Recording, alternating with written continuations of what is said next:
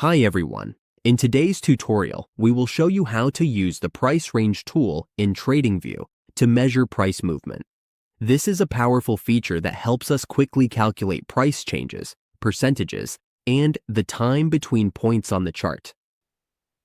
Let's get started. On the Tradingview dashboard, go to the Supercharge section. From there, all we need to do is click the forecasting option. On the left side of the toolbar, click this arrow, and we will see the price range option appear. From this menu, click on this one.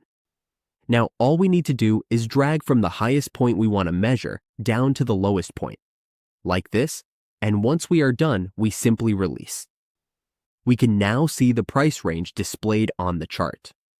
The details will appear here, so we can review all the information at a glance. We can also switch between percentage view and detailed values whenever we need to. And that's how we use the price range tool in Tradingview. With this simple tool, we can measure price movements accurately and improve our chart analysis.